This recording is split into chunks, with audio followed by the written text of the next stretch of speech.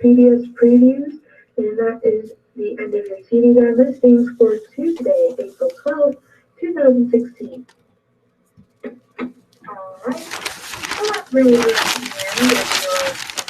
end of your live readings for this lovely Tuesday evening. It's been sunshine weather out. It's going to be even nicer this week. It's going to be mainly in the 70s, so we're going to be a really awesome week.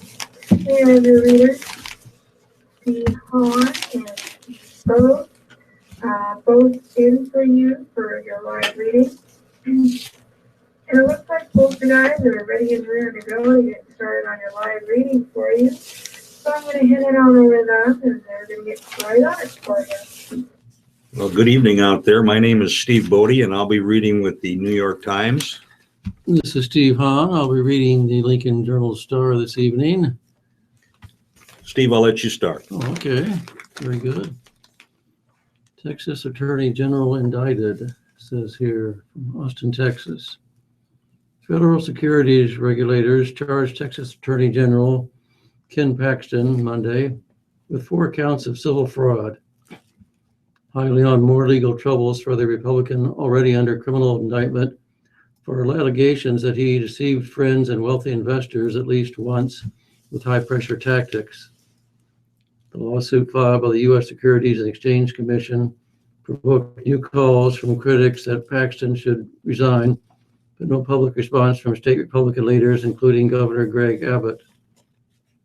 Paxton, who has pleaded not guilty to 2 felony counts of securities fraud, handed up by a Texas grand jury last summer, has said he won't step down and has faced no public pressure from state leaders to do so. But questions about his private financial dealings have made for a tumultuous first 16 months on the job.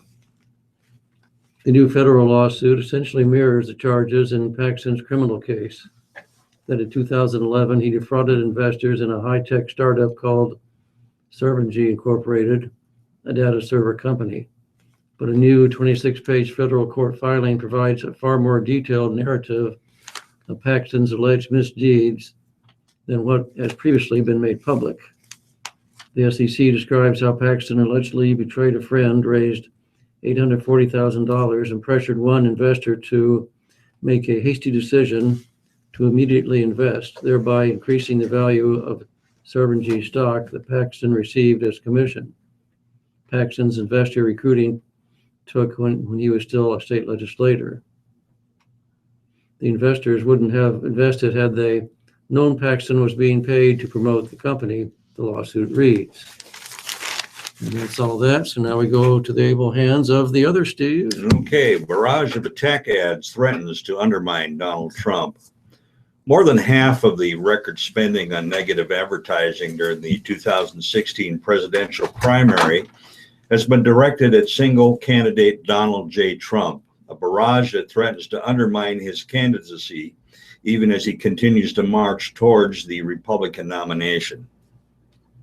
Of the more than $132 million spent on negative ads by candidates and the groups supporting them, nearly $70 million have gone to commercials assailing Mr. Trump, according to a New York Times analysis of data provided by Cantor Media /CMAG. The sharp focus on a single candidate is especially surprising given the exceptional size of the initial Republican field.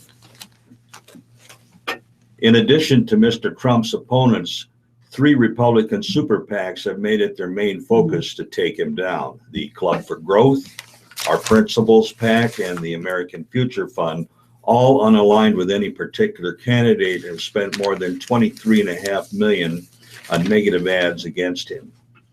On Monday, Hillary Clinton crossed primary lines to add to the onslaught, releasing a commercial that highlights comments Mr. Trump has made about immigration and abortion and argues that he's trying to get Americans to turn against one another.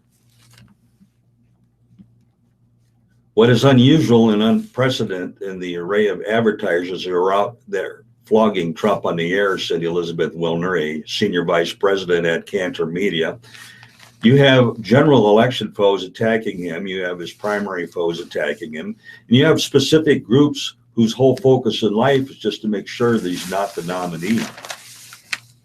The amount of spending on negative and contrast ads, which are partly critical against Mr. Trump, is yet another example of the unique way in which he has dominated the Republican primary so far. Largely because of his high name recognition and established brand, he mostly withstood the attacks, building on his delegate lead and polling well in the states that vote soon. In New York, which holds its primary next week, he has support of more than 50% of the likely Republican voters. But despite claims that campaign advertising has lost its potency, there is growing evidence that negative ads still work and that they're beginning to take their toll on Mr. Trump. Ken Goldstein, a professor of politics at the University of San Francisco, who tracks campaign advertising, pointed to Wisconsin as a place where ads paired with a focused message, a smaller field, and a persuadable electorate had an effect. Negative ads are never a silver bullet, Mr. Goldstein said. What negative ads in particular do is allow people to introduce or amplify messages that are there with movable people. In Florida, by contrast, a large state with several media markets, Mr. Trump faced a significant amount of negative advertising from various groups, but the scattershot message failed to take hold, and he cruised to a victory. Okay, thank you, Steve.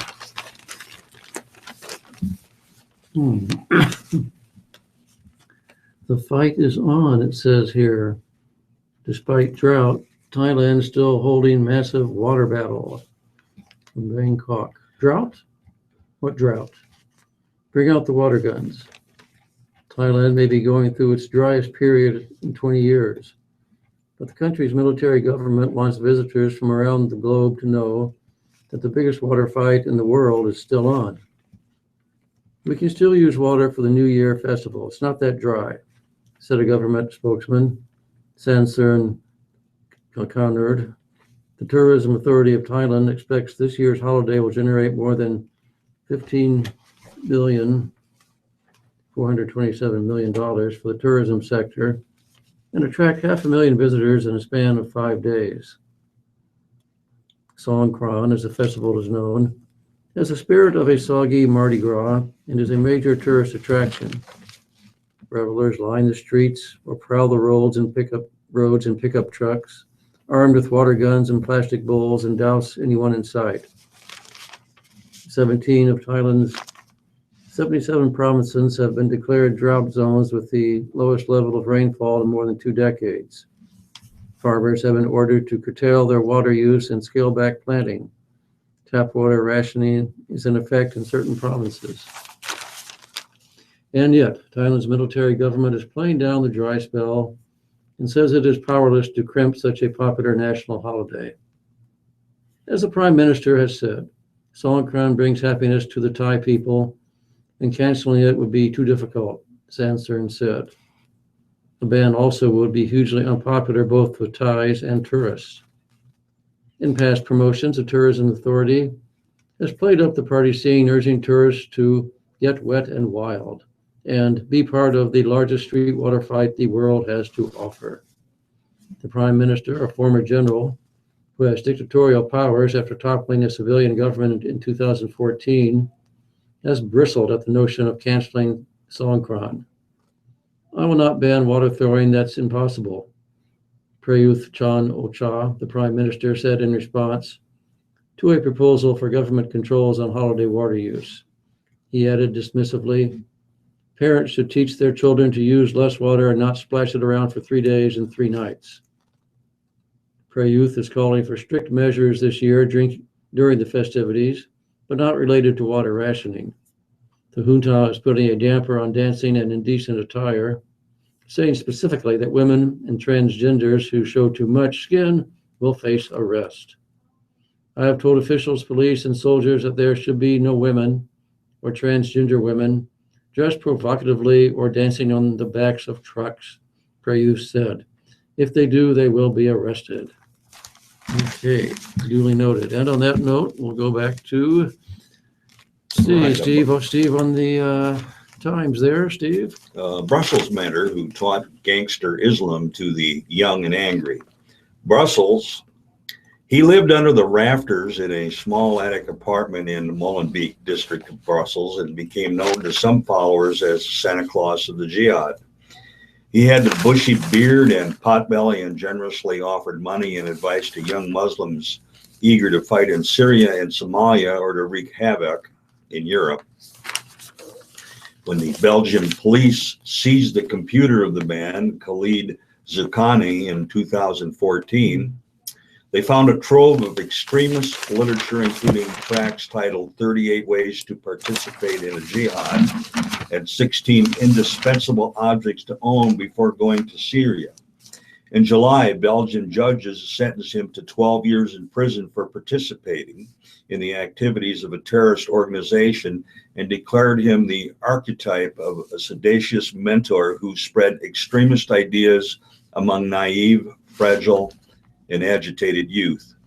But only in the months since then has the full scale of Mr. Zoukani's diligent work on the streets of Molenbeek and beyond become clear, as the network he helped nurture has emerged as a central element in attacks in both Paris and Brussels, as well as one in France that authorities said last month they had foiled.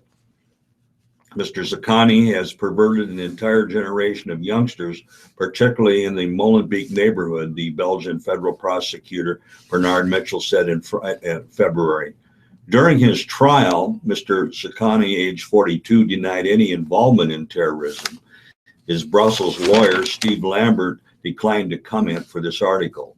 But court documents and interviews with Molenbeek residents and activists, as well as with Belgian security officials, suggest they had a direct or indirect connection with several crucial figures who are now dead or under arrest in connection with the November massacre in Paris. That killed 130 people, and the bombings last month in Brussels that killed 32. Today, Mohamed Abrini, a former Molenbeek resident who the Belgian authorities said on Saturday has confessed to being the man in the hat caught on surveillance video accompanying the airport suicide bombers and later walked away alive. His younger brother, Soleiman, traveled to Syria with help from Mr. Zoukani, according to security officials who spoke on the condition of anonymity because they were not authorized to do otherwise. The brother reportedly died there in 2014 while fighting with the Islamic State. Rita Kirkett, another veteran of the conflict in Syria who was arrested in France last month in connection with the thwarted attack, stayed in Mr. Zoukani's apartment for a time and lent him his French-registered Mercedes, prosecutors said. Belgian investigators say that Abdelhamid Aboud, a Molenbeek resident who commanded the November attacks in Paris, was a disciple of Mr. Zoukani. Najim Lacroix, who the authorities suspect was the bomb maker for both Paris and Brussels attacks, is also believed to have been connected to his circle. Hawa Kidi, an immigrant to Brussels from Mali, said her son, Yoni Mani, had been radicalized in a matter of months under Mr. Zoukani's influence. She believes her son died in battle in Syria in 2014. He is a sorcerer, she said of the now imprisoned Mr. Zoukani in an interview at her apartment in a Brussels high-rise. He is Satan. The role in Molenbeek of Mr. Zoukani, a surly man more versed in the ways of the street than those of the mosque, helps explain why a small and not particularly destitute district of the Belgian capital keeps cropping up in relation to terrorist investigations. It also highlights a pronounced shift over the past decade from often arcane theological debates of an earlier generation of jihadists linked to al-Qaeda to what Hind Afrahi, who wrote a book about Molenbeek called Gangster Islam. Ms. Afrahi, a Belgian of Moroccan descent, said that when she first started researching Molenbeek more than a decade ago, the radical scene was dominated by extremist clerics well-versed in religious texts. This has mutated under the influence of Islamic State propaganda, she said, into a criminal enterprise driven by the synergy between banditism and Islam. The Islam State recruits among bandits and gangsters because it needs them for their knowledge of guns, safe houses, and underground scene, Mrs. Fry said. Mix this with a little Islam, and this is what you get in Molenbeek. Some trace the roots of radicalism in Molenbeek to the 1990s when Bassam Yahi, a Franco-Syrian former restaurant owner, set up a Belgian Islamic center, a makeshift mosque that promoted the dogmatic Salafi strand of the religion. Residents and some municipal officials repeatedly warned the authorities that it was sheltering extremists. Philip Moreau, Molenbeek's mayor from 1993 until 2012, said that on meeting Mr. Ahachi, it was clear he was an extremist, but that he considered this the responsibility of the Belgian Federal Security Service, not of municipal officials like himself. Johan Lehman, an anthropologist and a Molenbeek community worker, said he had sounded the alarm over the center's activities but received no response, even after it became known that Mr. Hayachi had officiated weddings of Al-Qaeda militant who took part in the September 2001 murder of Ahmad Shah Massoud, an Afghan warlord opposed to Osama bin Laden. Mr. Lehman, who was serving on the government's Anti-Discrimination Commission, filed a lawsuit accusing the Islamic Center of promoting anti-Semitic and anti-American views. The court ruled in 2006 that the center had indulged in hate speech, he said. Around the same time, the Belgian police raided Mr. Hayachi's apartment, carting away computers and documents. Mr. Hayachi subsequently moved to Syria with his son, who died later, battle against government forces, and Mr. Yahachi did not reply to a request for a comment. Mr. Zerkani, a Moroccan who's been a Belgian resident since 2002, moved on the fringes of Mr. Ayachi's milieu, but did not attract close attention, people as the neighborhood said. While the Islamic Center had championed an ascetic and rigid form of Islam that is only a modest appeal to young people who like to drink alcohol and carouse at night, Mr. Zerkani, Belgian investigator said, was able to bridge the divide by channeling the criminal energies of young delinquents. Among these Zerkani recruits, the investigators said, were Mr. Aboud, who was killed a few days after the Paris attacks when the French police officers stormed his hideout, and Salah Absalam, a former drug dealer and one-time bar owner suspected of being an architect of the Paris attacks, who was captured in Molenbeek last month after 4 months on the run. A senior Belgian terrorist investigator, speaking on condition of anonymity because he was not authorized to do otherwise, said he was not clear how Mr. Zerkani had been trusted operator for the Islamic State and his predecessors, and the extent of the involvement with people connected to plots was only now coming into focus. One theory is that Mr. Zerkani was recommended to militant groups' leadership in Syria by Fatima al-Burkan, a friend of the wife of Qaeda militant who killed Mr. Massoud, the Afghan warlord. In 2015 trial that featured Mr. Zerkani, a Belgian court sentenced Mrs. Burkan to 5 years in prison for participation in a terrorist organization. She and 5 of her children, 3 sons and 2 daughters, have spent time in Syria with the Islamic State, prosecutors said.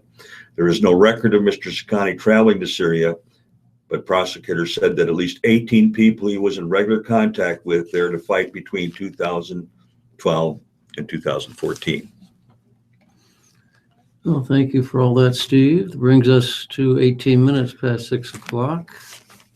U.S. at low risk for surface attack. TSA chief doesn't think subway, train, or bus terrorism is likely here. Although terrorists have attacked trains and subway systems in Europe, there is relatively little risk that they will assault similar targets in the United States, according to the nation's transportation security chief. Right now, we consider the general risk to be low in the United States domestically against surface transportation, said Peter Neffinger, administrator of the Transportation Security Administration. That's freight rail, light rail, metro, subway systems, over-the-road buses, and the like. Hundreds of people have been killed or injured in Europe by terrorists who attacked trains and subways, or in one case in France, mowed down pedestrians with a car. The most recent assault was an explosion aboard a Brussels metro train last month that killed 16 people. The most deadly came in 2004, when 10 explosions on 4 commuter trains in Madrid killed 192 people and injured about 2,000. Neffinger, in a conversation with reporters on Friday, said that it is unlikely to happen in the United States. It doesn't mean there's no threat, there's no risk, but it's relatively low, he said. Some of his assessment comes from a vast national intelligence network and is classified information, he said, but the rest evolves from common sense or perhaps seeing the situation through a terrorist's eyes. We know that there is a huge psychological benefit from the terrorist perspective if you can attack something like the aviation system successfully, because we put a lot of effort into protecting it, he said. Terrorists know that any form of attack will show their hand, likely leading to their arrest if they survive the attack. If you're going to do something, you're going to have to surface yourself in the process of doing so. So I think terror groups and individuals that want to do harm want to ensure that if they're going to expose themselves, they get the maximum return on that exposure, Neffinger said. That means attacking an airport or airplane, he said, but he was quick to add that TSA works with transit and railroad police, as well as local law enforcement, to protect the non-aviation sector of the transportation system. I don't know that there would be any way to provide aviation-style security in the public transportation world without changing the entire way we get around, he said.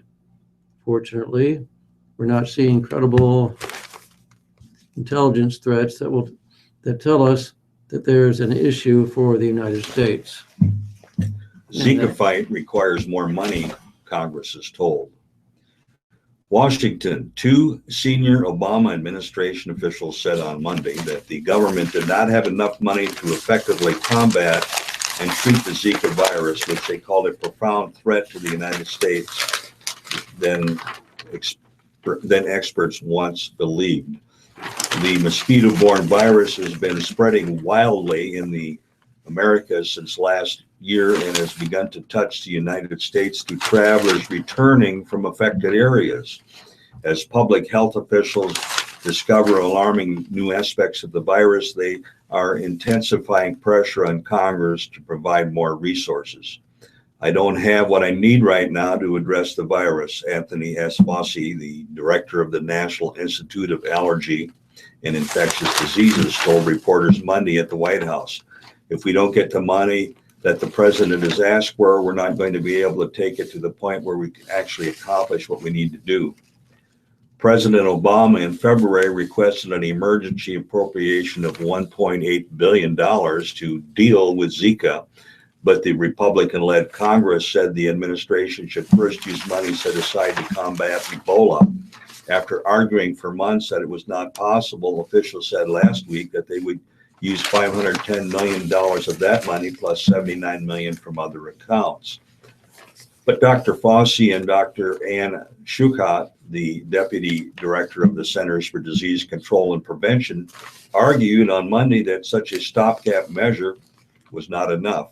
If Congress does not provide the needed funds, Dr. Fauci said, public health authorities will probably have to divert money from malaria and tuberculosis prevention programs, as well as from flu vaccine programs. The mosquito that carries the Zika virus is present in 30 states, more than twice of what officials originally thought. Dr. Schuchat said though no locally acquired cases have yet been reported, that indicates that mosquitoes in the states do not yet have the virus, but in Puerto Rico, nearly every confirmed case has been contracted locally, meaning the virus is present in mosquitoes there and transmitting rapidly. The virus, which has been linked to birth defects and brain damage in infants born to infected mothers and to paralysis in some instances in adults, is dangerous not only during the first trimester of pregnancy, but potentially throughout, Dr. Schuchat added. And though symptoms in most cases are mild, Dr. Fauci said, the scientists were learning troubled new information about possible neurological effects. While we absolutely hope we don't see widespread local transmission in the continental United States, Dr. Schuchat said, we need the states to be ready for that. As of last week, there were 700 cases of Zika disease in the United States, including its territories, about half of them in Puerto Rico, according to the CDC. Pregnant women make up 69 of the cases. American officials believe that Puerto Rico could eventually have hundreds of thousands of cases, Dr. Shukat said, affecting perhaps hundreds of babies. The administration is working on mosquito control efforts and Zika prevention kits for pregnant women. Okay. Jeff Blymister, hope I got that right, is new police chief. Sheriff's chief deputy to head Lincoln Police Department. Jeff Blymister, chief deputy in the Lancaster County Sheriff's Office, is Lincoln's new police chief. Mayor Chris Beitler made the announcement early Monday afternoon. Blymister will succeed Jim Pashong, who retired in February. He is to take over his new duties April 26, assuming the Lincoln City Council approves the appointment. I'm humbled by the opportunity, and I look forward to working at the Lincoln Police Department with a lot of exceptional people, Blymister said in an interview. This wouldn't have been possible, the West Point native said, without the opportunities he was provided at the sheriff's office.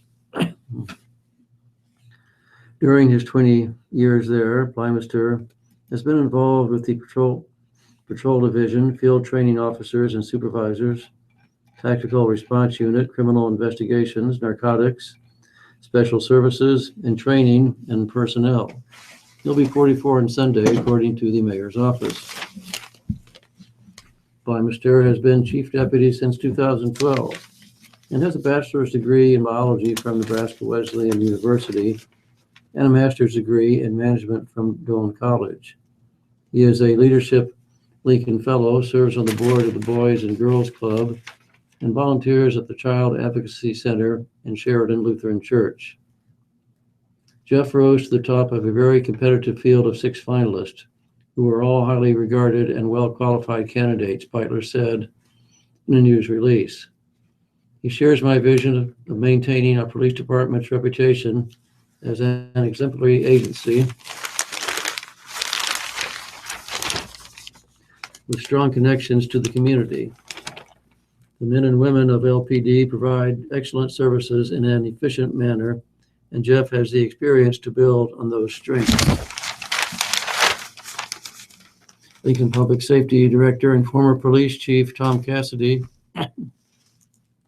said he's always known Blymister had leadership potential. I have watched Jeff's career unfold over the past 18 years, and it has always been evident to me that he has exceptional leadership talent, Cassidy said in the news release. I am very pleased that he will be leading the Lincoln Police Department, and I look forward to working with him. Beitler also thanked Assistant Chief Brian Jackson, who has been filling in as police chief since Pashong left.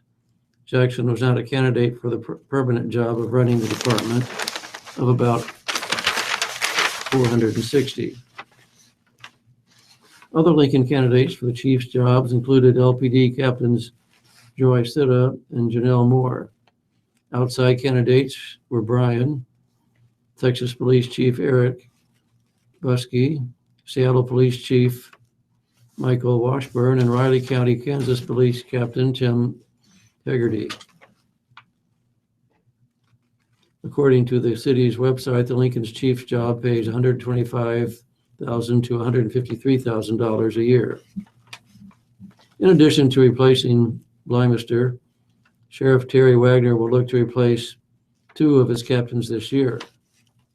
Criminal Investigations Captain Jerry Julis is retiring in May, and Civil Division Captain Joe Leffler plans to in October and will run for a seat on the Lancaster County Board of Commissioners. Wagner said he welcomes the challenge of filling those spots, and Lincoln's getting a sharp police chief who will do a good job. I'm very sorry to see him go, Wagner said. Debate over prison population turns to states. Give me a second here. I have a computer that's kind of running a little slow and I can't advance it. In fact, it's just like not doing anything right now. We're all beholden to the computer. I might have to have you go ahead until I get this. I don't know what's going on. It's not working. Well, talk to it. Yeah. Well, I can. Why don't you grab another Okay. short wheel and see if I can get a bit just rotating away here like this. No, we're still not. Oh, we got a problem. I'll find something here.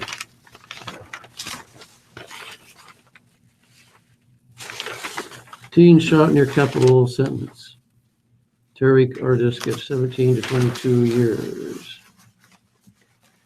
The 19-year-old Lincoln man shot by law enforcement near the Capitol in September at the end of a lunch hour chase, a stolen gun in his hand, asked for probation Monday, but got 17 to 22 years in prison.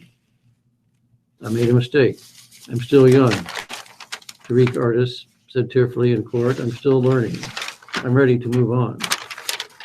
Defense attorney Bill Chapin said an evaluation showed that Artis has a problem with drugs and alcohol, and his case shows how quickly that can escalate and get out of hand. What's clear is he was using, the attorney said. On September 22, a Lincoln police officer looking for Artis beside him for fleeing a traffic stop a month earlier spotted him near 10th and 8th Streets and saw him get into the back of a red Chevy Camaro at the gas station across from the Hall of Justice. As the car headed east down the alley, the officer put his lights on and stopped it near 12th and K.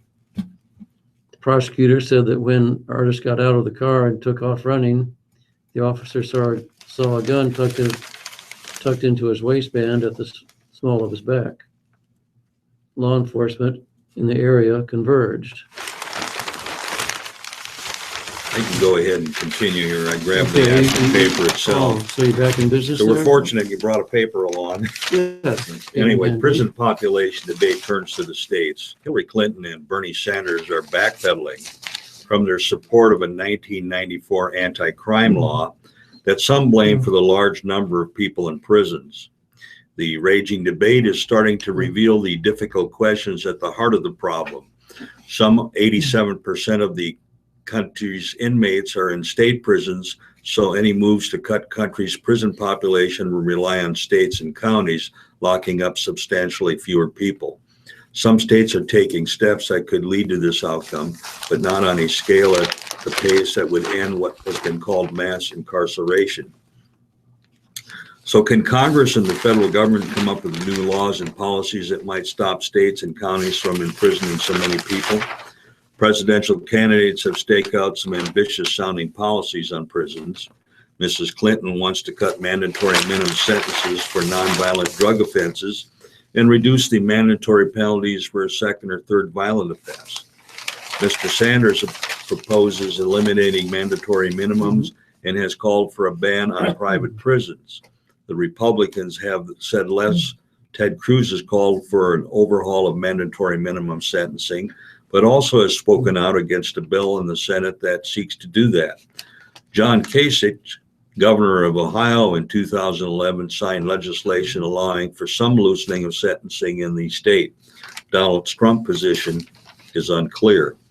In overall, in sentencing is one of the few policy areas with bipartisan cooperation in Congress. The Senate may pass a bill to reduce mandatory minimum sentences, though its progress is now facing challenges. But the candidates haven't really addressed how the federal government could influence state behavior. The Senate bill, for instance, focuses on federal prisoners. The presidential candidates have not suggested specific measures to influence the states. Still, the debate over incarceration may yet turn to the question of how to lean on the states. A clash last week between Bill Clinton and Black Lives Matter protesters focused on the 1994 Federal Violent Crime Control and Law Enforcement Act, as it's known, which Mr. Clinton pushed for and signed.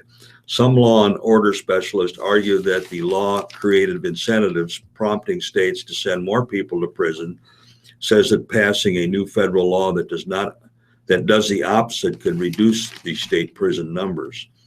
The Brennan Center for Justice Reverse Mass Incarceration Act, written by Lauren Brooke Eisen and Iname Chetier of the center, which would be such a law. The proposal from the center entices the states with a possible $20 billion of federal grants over 10 years to cut prison populations by at least 7% over 3 years.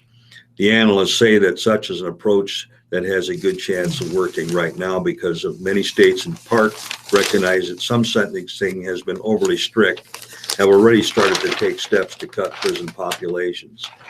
But other criminologists, skeptical that the 1994 law has had such a big effect, are unconvinced that any new federal law would have much sway. My colleague Eric Ekholm detailed the arguments of those who question whether the 1994 bill played a decisive part in driving state imprisonment higher. Their main argument is that the states were already sending far more people to prison because of the passage of the bill.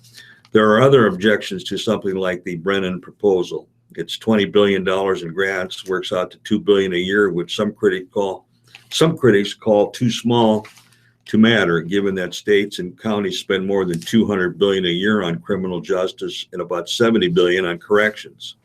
Ms. Chetier of the Brennan Center notes that the federal government has frequently used dollars to prod state policy. And there are political calculations. John Flaff, a law professor at Fordham University, contends that it makes little sense to spend that limited political capital that might exist to overhaul criminal justice on federal legislation that, in his view, is unlikely to significantly change states' behavior. In his research, Mr. Flaff has shown how state and county prosecutors have driven prison populations higher by filing more cases than they used to.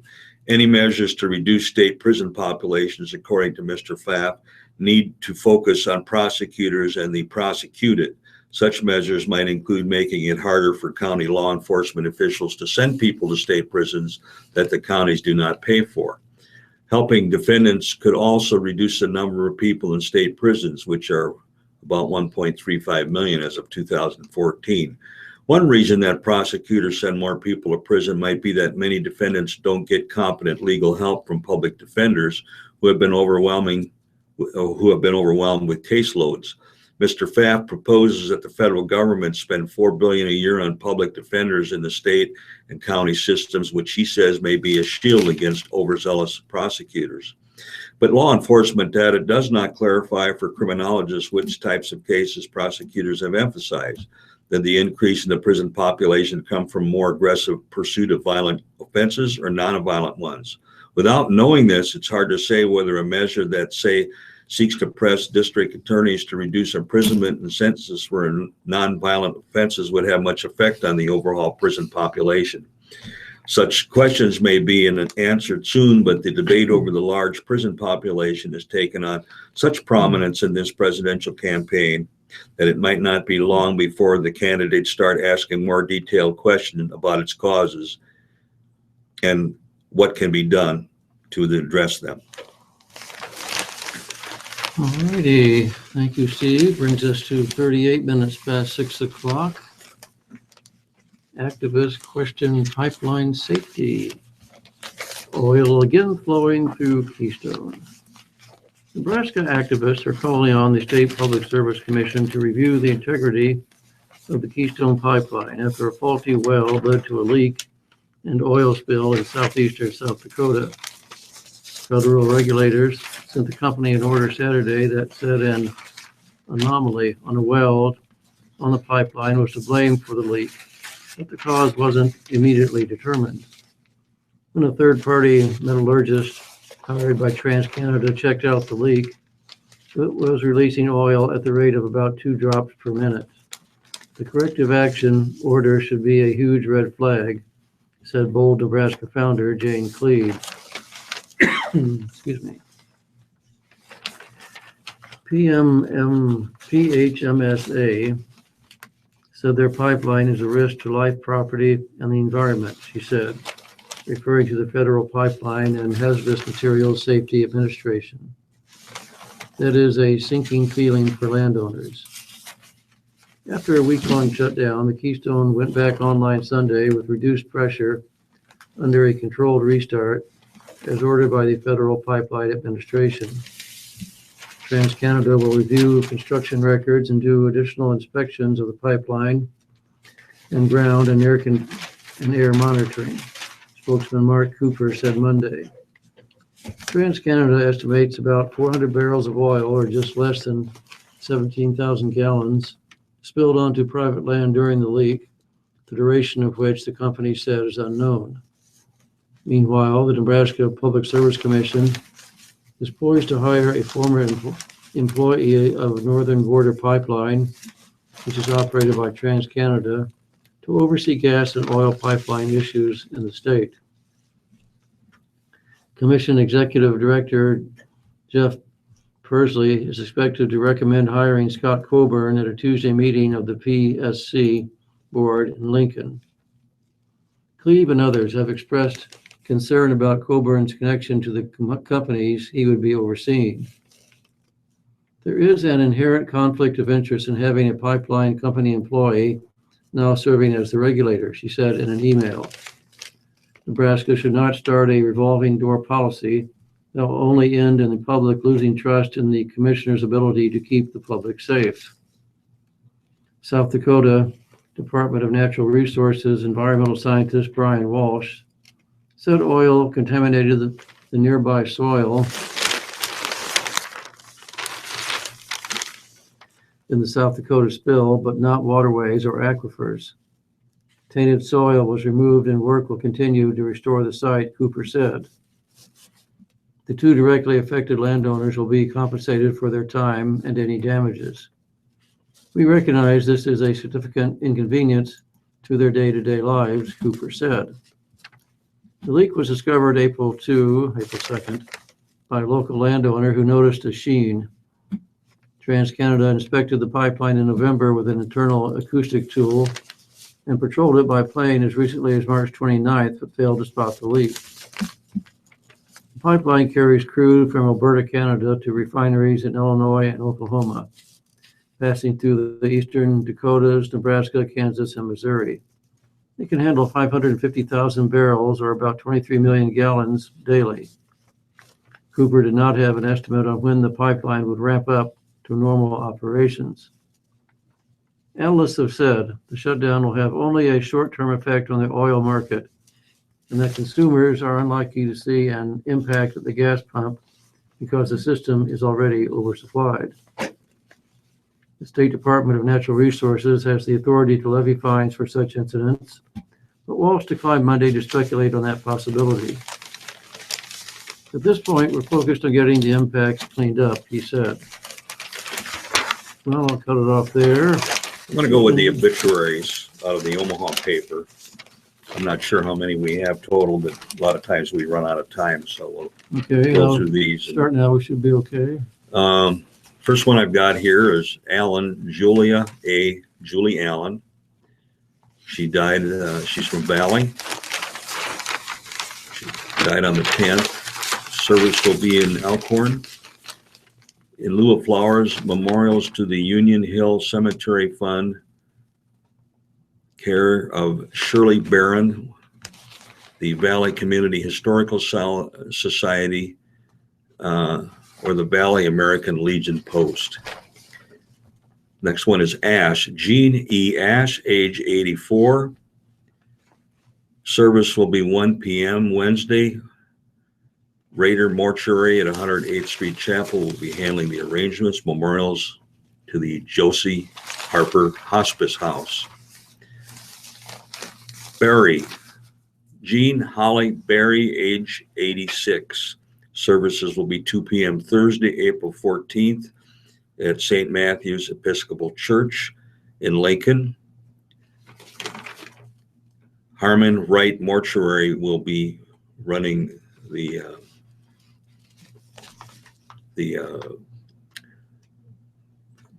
and we'll go on to Balk, Kevin L. Balk, age 72, formerly of Lincoln. He was a veteran of the U.S. Army. Funeral services will be at 10 a.m. on Tuesday, April 12th at Trinity Lutheran Church. Memorials to Alzheimer's Association. Roper and Sons Funeral Services will be handling that funeral. Brown, Karen Landis Brown, age 59. The memorial service will be at 12 p.m. Friday at the Marion High School East Gym in lieu of flowers. Memorials are suggested to Marion High School. Johnny Gentleman Mortuaries will be handling that funeral. Dennis, Edna Cleo Zabel Dennis, age 81. Funeral will be April 15th at 10:30 at First Presbyterian Church in Bellevue. Memorials to the Alzheimer's Association, First Presbyterian Church, or Hillcrest Hospice. Bellevue Memorial Chapel will be handling the arrangements. Glenn, Sherry Glenn, age 68, of Urbandale, Iowa. The celebration of life service will be at 11 a.m. on Friday, April 15th at Westminster Presbyterian Church in Des Moines. In lieu of flowers, tribute gifts can be made to the endowment at Living History Farms through lhf.org. And Caldwell Parish Funeral Home will be handling her arrangements. Graves, Anna M. Graves, age 89, of Omaha. Celebration of Anna's life will be Thursday, April 14th at 10:30 a.m. at Brahman Mortuary. Hackle, Charlotte L. Hackle, maiden name is Muldoon, age 81. Mass of Christian burial will be Wednesday, 10 a.m. at Mary Our Queen Church. Interment will be at Calvary Memorial to Mary Our Queen Catholic Church, and Heafy Hoffman Dory Cutler will be handling that funeral. Hanson, Dawn G. Hanson, age 61. Family is receiving friends on Wednesday, 5 to 7 at Raider Mortuary. Family prefers memorials to the Gretna Volunteer Fire Department. Hartman, Norma L. Hartman, age 88. Complete notice will be given later. Heafy, Hoffman, and Dworick and Cutler will be handling her arrangements. Hembry, Patricia Hembry, age 47. There's no services. Good Shepherd Funeral Home is handling that funeral. Hewitt, Melvin R. Hewitt, age 93. Funeral services at 10 a.m. Wednesday at St. Paul United Methodist in Papillion. Memorials will be directed by the family. Bethany Funeral Home handling the arrangements. Jacobs, Dwayne Harvey Jacobs, age 80, of Ashland. Funeral service will be at 10:30 at the First Christian Church in Ashland. Memorials to the First Christian Church in Ashland, Nebraska. Lucas, Marcella L. Lucas, age 92. Complete notice will come later. Heafy, Hoffman, Dworick, and Cutler will be handling the arrangements. Lustgarten, Thelma Lustgarten, age 86. Services Tuesday, 11 a.m. at the Fisher Farm Cemetery. Memorials are suggested to Stephen Thelma Lustgarten Endowment Fund in care of the Jewish Federation of Omaha Foundation. John A. Gentleman Mortuaries will be handling that funeral. Lynch, Arlene Lynch, age 92, of Auburn. Memorial service will be Thursday, April 14th at the Methodist Church in Auburn. Memorials, First United Methodist Church, Good Samaritan Society of Auburn, or the Alzheimer's Association. Hemmonson Funeral Home will be handling that funeral. Mahoney, Shirley L. Mahoney, age 92. In lieu of flowers, memorials may be directed to the Faith Christian Church, Humane Society, or charity of your choice. Memorial service will be at 10:30 at Faith Christian Church. West Lawn Hillcrest Funeral Home will be handling the arrangements. Mazer, John J. Mazer, age 96. Funeral mass will be held. He also was a veteran, by the way. Funeral mass will be held Thursday, April 14th at 11 a.m. at Holy Name Catholic. Brahman Mortuary will be handling the arrangements. McIntyre, Max L. McIntyre, age 91, of Omaha. Funeral service is 10 a.m. Thursday at St. Mark Lutheran Church. And family prefers memorials to St. Mark Lutheran Church. Raider Mortuary will be handling that funeral. Nemitz, Kathy Nemitz. Heritage was the maiden name, age 58. In lieu of flowers, in lieu of flowers, memorials can be directed to the family. The mass will be Friday, April 15th at St. Bernard's Catholic Church. Brayman Mortuary will be handling the arrangements. Noreen, John F. Noreen, complete notice will be later. Heafy, Hoffman, Dworick, and Cutler will be handling the funeral arrangements. Oxley, Lloyd M. Oxley, age 80, of La Vista. he was in the United States Air Force and served as a dental technician. With respect to Lloyd's wishes, the family will meet privately and there will not be a service. However, the family would like, in lieu of flowers, to donate contributions in his memory to Josie Harper Residence Hospice House. Memorials may be sent to Lloyd Oxley Memorial at the Pinnacle Bank. And Brahman Mortuary will be handling that funeral. Peterson, Kendall M. Peterson, age 78. Followed Wednesday. Let's see once. Memorials requested to Ralston United Church of Christ or Ralston High School Foundation. Bethany Funeral Home will be handling that. Petrovich, Dorothy A. Petrovich, 85. Memorial services will be 11 a.m. also at the church. Memorials requested to the Alzheimer's Association or to the American Cancer Society. Bethany Funeral Home will be handling that. Wrecker, Merlin H. Wrecker, age 81. Funeral mass will be at St. Patrick's Catholic Church in Fremont. He will have burial with military honors. In lieu of flowers, memorials to the Fremont Area Alzheimer's Fund. Moser Memorial Chapel will be handling that funeral. Reinke, Kenneth L. Reinke, age 45, of Columbus. Mass of Christian burial will be at St. Anthony Catholic Church in Columbus. Memorials are suggested to either the family to start an education fund for Corbin or for cancer research. Gass Haney Funeral Home will be handling the arrangements. Schlitz, Lawrence M. Schlitz, age 76. Services will be Thursday, 10 a.m. at the Mortuary Interment, Evergreen. Memorials will be directed by the family. Heafy, Hoffman, Dworick, and Cutler will handle the arrangements. Shunky, John L. Shunky, age 80. He was in the Air Force. He's a retired, was a SMSG, something sergeant. April 15th will be the funeral date at Our Savior's Baptist Church. Memorials to be directed by the family. Bellevue Memorial Chapel will be handling that funeral. Mark F. Shada. Notice will come later. John A. Gentleman Mortuaries are handling that funeral. Suing, Flora Mae Braun Suing. Funeral mass will be, she was 99. Funeral mass will be 10:30 Wednesday, April 13th at St. Pius X Catholic Church. Memorial suggested St. Pius X or Mount Michael. John and Gentleman Mortuaries handling that funeral. Solentic, Peggy L. Solentic, age 47. Excuse me, complete notice will be later. Heafy, Hoffman, Dworick, and Cutler will be handling the arrangements. Tatru Foley, Viola J. Tatru Foley, age 79. Memorial service will be Friday at the Springfield United Methodist Church. Memorial suggested to the Nebraska Humane Society or Springfield United Methodist Church. Complete notice will be later. Vonderwood, Wayne Theodore Vonderwood, age 80, of Sioux Falls, South Dakota.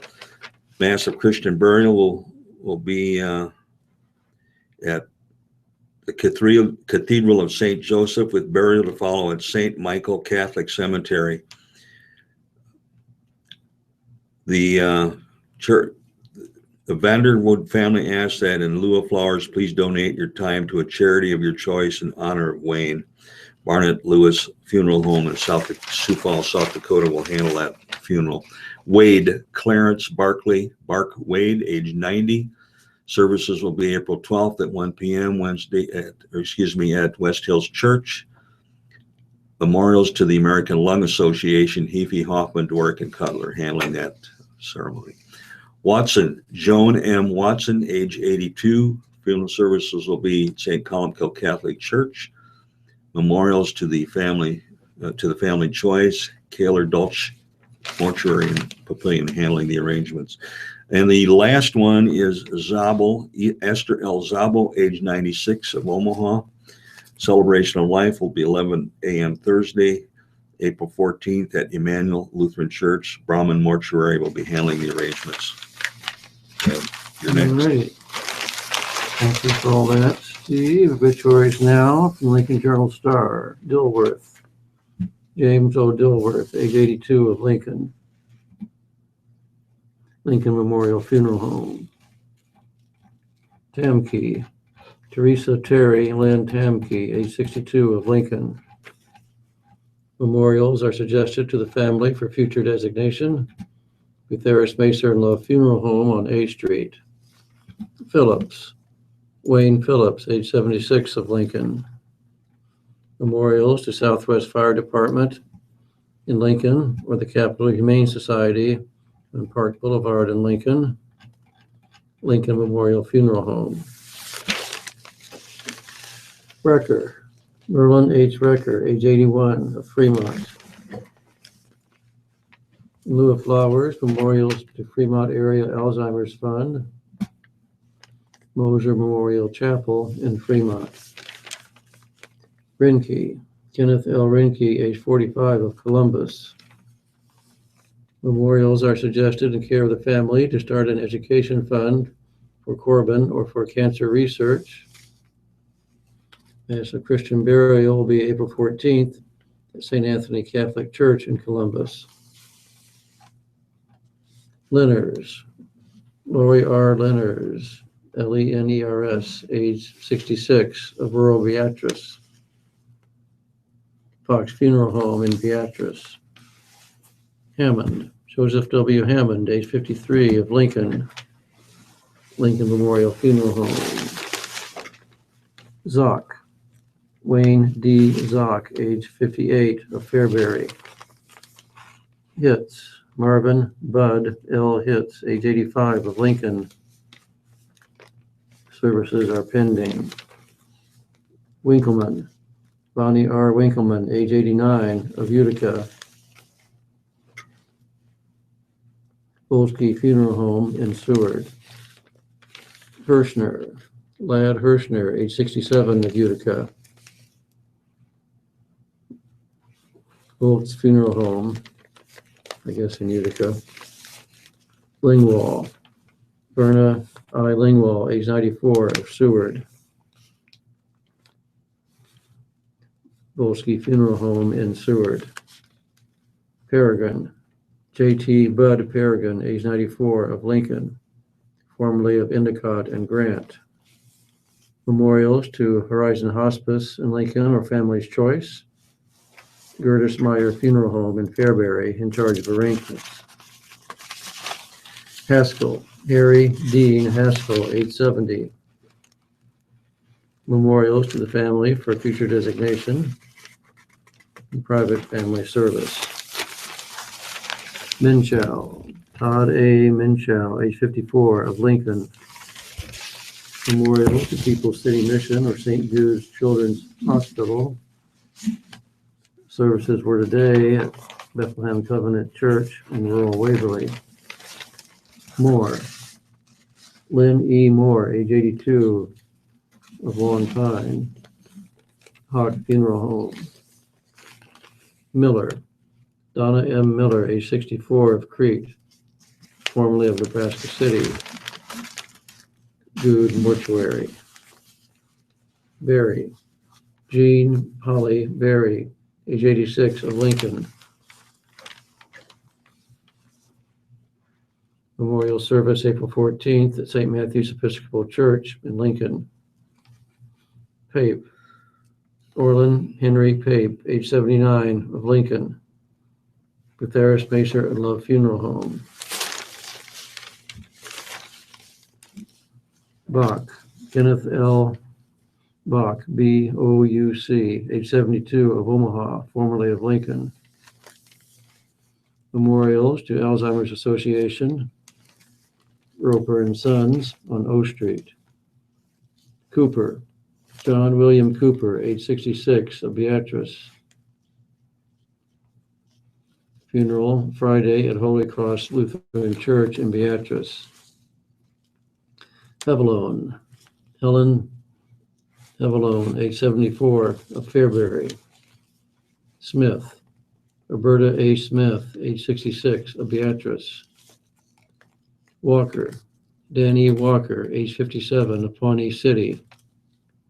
Nielsen, Nancy Ann Nielsen, age 63, of Plattsmouth.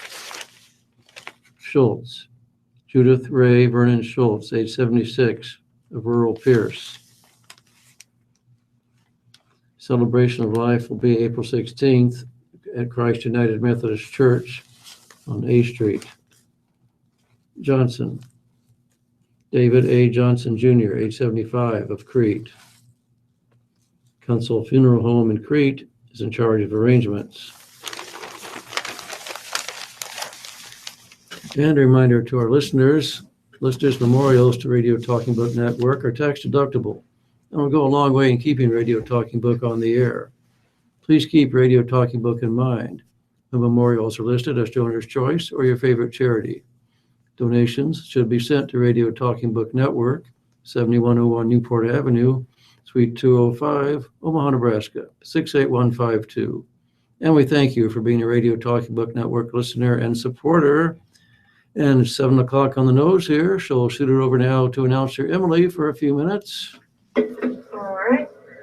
Well, that brings us back to your break. I got the computer working again. Well, that's the good news. I closed and opened it up the Safari. So. And hopefully it's got another hour in it. I like that paper here.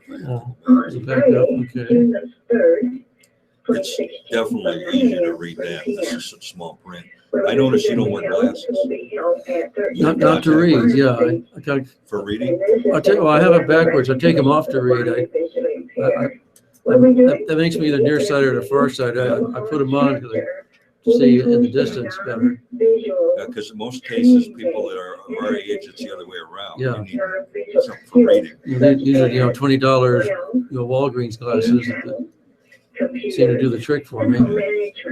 Learn how effective non-visual skills can be. You had that pretty well marked. I'll tell you, it's hard to guess how long it's going to take to do these obituaries. I read one time they ran over 10 minutes over. Well, you guessed good today here. Yeah. So, Well, there's quite a few on yeah, it must have been. Usually it doesn't take this long, but yeah, you had a good feel for it. I was some gal I was with one time. She started doing the obituaries right off the top. I said, "No, wait before we do that." I don't know what she was thinking. I mean, it wasn't that she was new; she'd been doing it for a long time. That's a new one on me. I've never. No, been up against that. she just screwed up, grabbed the wrong page, and started reading it. Yeah, to say cut.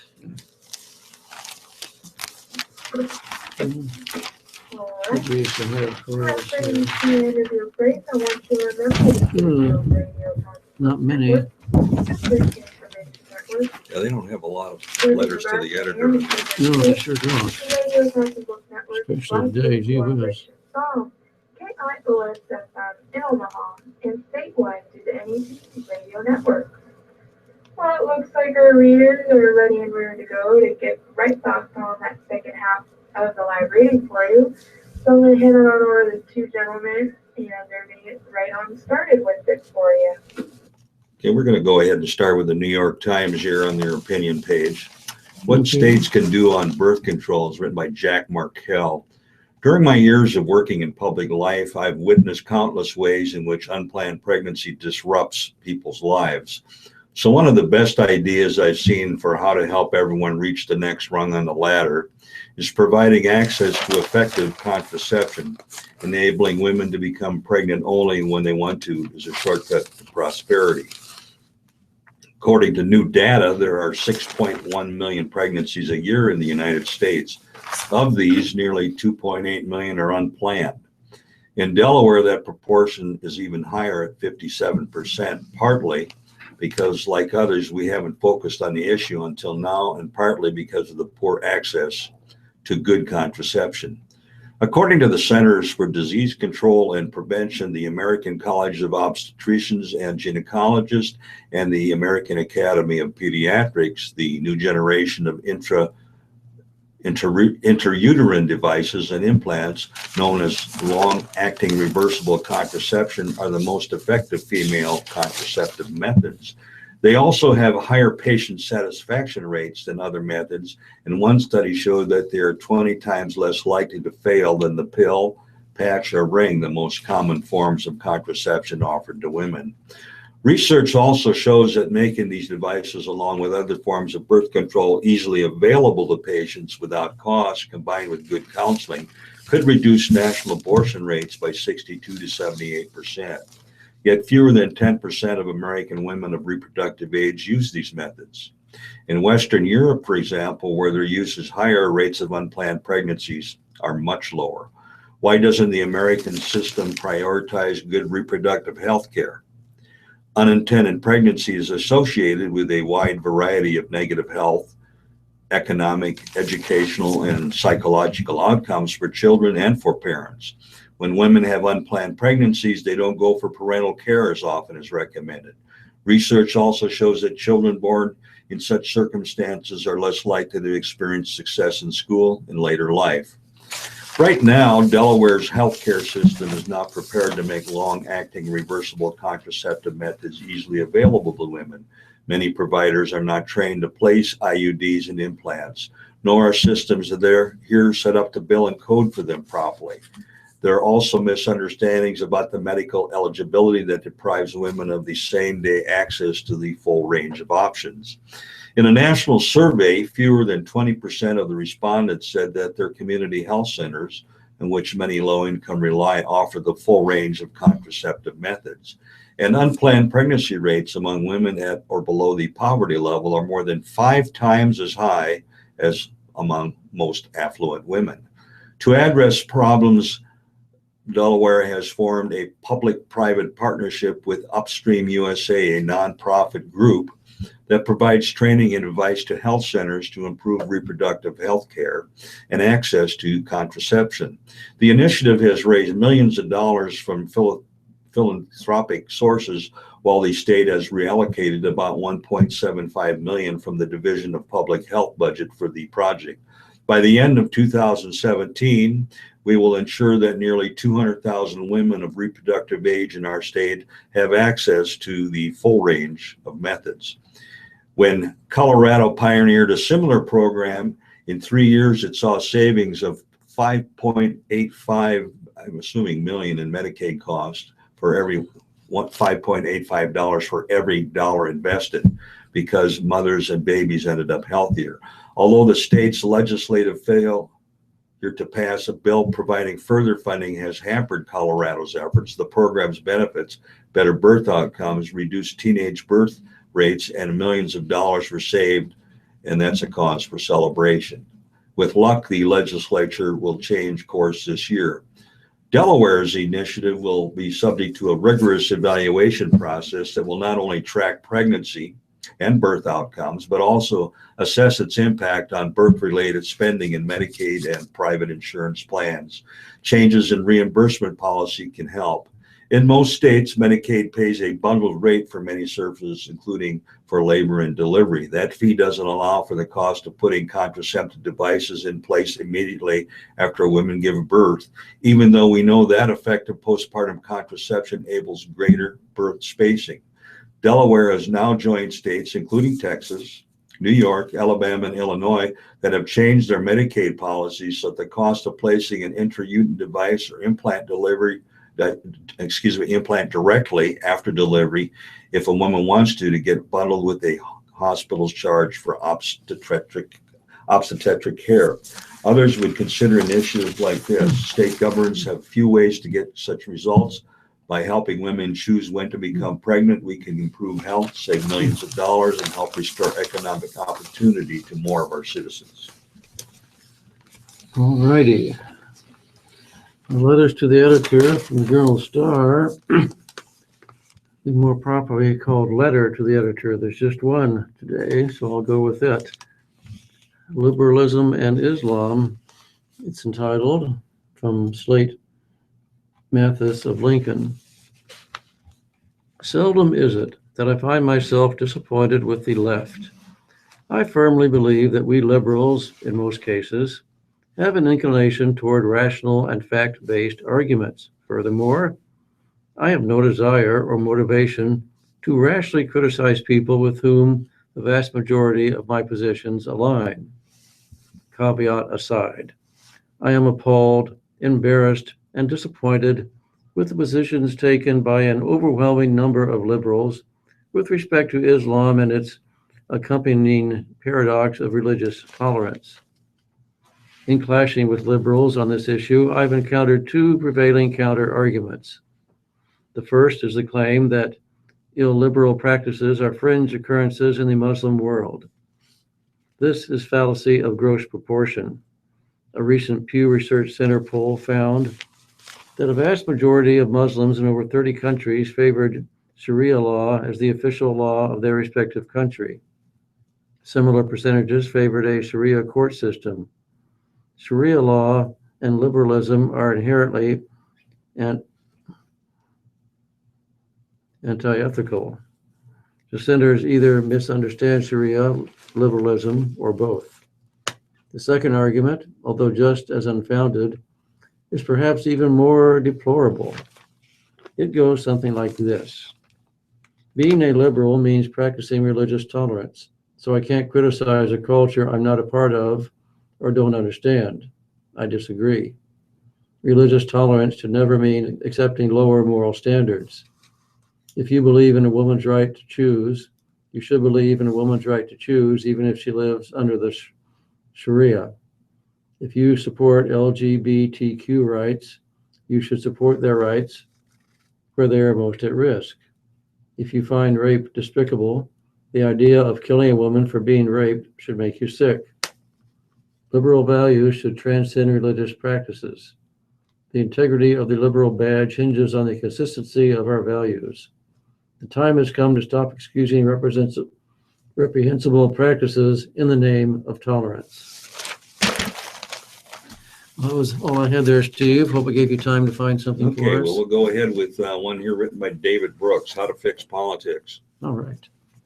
In the middle of this depressing presidential campaign, I sometimes wonder, how can we make our politics better? It's possible to imagine an elite solution. The next president could get together with the leaders of both parties in Congress and say, we're going to change the way we do business in Washington. We're going to deliberate and negotiate. We'll disagree and wrangle, but we will not treat this as a good versus evil blood sport. What kind of leadership might trickle down? But increasingly clear, the roots of political dysfunction lie deep in society. If there's truly going to be improvement, there has to be improvement in the social context politics is embedded in. In healthy societies, people live their lives within a galaxy of warm places. They are members of a family, neighborhood, school, civic organization, hobby group, company, faith, regional culture, nation, continent, and world. Each layer of life is nestled in the others to form a varied but coherent life. But starting just after World War II, America's community/membership mindset gave way to individualistic autonomy mindset. The idea was that individuals should be liberated to live as they choose, so long as they don't interfere with the rights of others. In 1981, the pollster Daniel Yankelovich noticed the effects. Throughout most of the century, Americans believed that self-denial made sense, sacrificing made sense, obeying the rules made sense, subordinating oneself to the institution made sense. But now doubts have set in, and Americans now believe that old giving/getting compact needlessly restricts the individual while advancing the power of large institutions who use the power to enhance their own interests at the expense of the public. The individualist turn has great effects, but also accumulating downsides. By 2005, 47% of Americans reported that they knew none or just few of their neighbors by name. That's been a sharp rise in the number of people who report that they have no close friends to confide in. Civic life has suffered, as Mark J. Dunkelman writes his compelling book, The Vanishing Neighbor. People are good at tending their inner ring relationships, their family and their friends. They're pretty good at tending to outer ring relationships, their hundreds of Facebook acquaintances, their fellow progressives, or their TED and Harley fans. But Americans spend less time with middle ring township relationships, the PTA, the Neighborhood Watch. Middle ring relationships, Dunkelman argues, help people become skilled at deliberation. The guy sitting next to you at the volunteer fire company may have political opinions you find abhorrent, but you still have to get stuff done with him week after week. Middle ring relationships also diversify the sources of identity. You might be an O'Rourke, an Irish Catholic, and a professor, but you're also a citizen, importantly, of the Montrose neighborhood in Houston. With middle ring membership deteriorating, Americans have become worse at public deliberation. People find it easier to ignore inconvenient viewpoints and facts. Partisanship becomes a preconscious lens through which people see the world. They report being optimistic or pessimistic depending on whether their team is in power. They become unrealistic. Trump voters don't seem to realize how unelectable their man is because they hang out with people like themselves. We're good at bonding with people like ourselves, but worse at bridging with people unlike ourselves. Have you noticed that most people who call themselves connectors are actually excluders because they create groups restricted to people with similar status levels? With fewer sources of ethnic and local identity, people ask politics to fill the void. Being a Democrat or a Republican becomes their ethnicity. People put politics at the center of their psychological, emotional, and even spiritual life. This is asking too much of politics. Once politics becomes your ethnic and moral identity, it becomes impossible to compromise because compromise becomes dishonor. If you put politics at the center of identity, you end up asking the state to eclipse every social authority but itself. Presidential campaigns become those gargantuan two-year national rituals that swallow everything else in national life. If we're going to salvage our politics, we probably have to shrink politics and nurture the thick local membership web that politics rests within. We probably have to scale back the culture of autonomy that was appropriate for the 60s, but that has since gone too far. If we make this cultural shift, we may end up happier, for there is paradox to longing. If each of us fulfill all our discrete individual desires, we end up with a society that is not what we want at all. The highest level of Maslow's hierarchy of needs, self-actualization, is actually connected to the lowest level, group survival. People experience their highest joy in helping their neighbors make it through the day. Thank you for all that, Steve. Brings us to 17 minutes past 7 o'clock.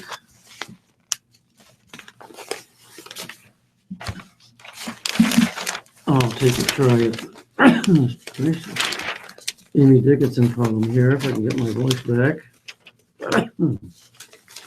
Woman taking issue with difficult husband. Dear Amy, I've been married for almost 20 years to a man who I think is a good person and a good provider. When it comes to his work life or dealing with his family, who can be quite difficult, he is open-minded, patient, and puts his best foot forward.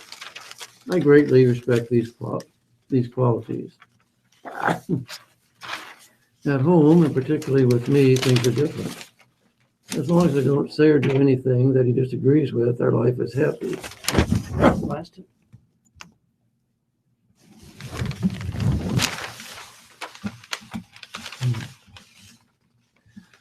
I fully admit I have a lot of emotional baggage from childhood abuse, making me difficult at times. But after more than 20 years together, my husband is still completely incapable or unwilling to disagree with me in a respectful way. He shows me none of the admirable traits he gives to other people in his life. Even when I attempt to be non-combative, he mocks me, raises his voice to me, frequently calls me names like stupid, dumb, B blank blank, or just B blank blank, and has referred to me as the dip blank blank. When there is no disagreement, things are very good. And this is probably about 80% of the time. We have 2 successful children and run our household together.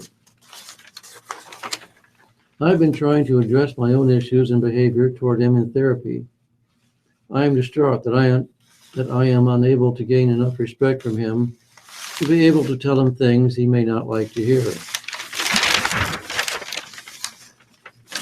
I love my husband, but I keep so much inside that I don't feel like I am a truthful partner with him.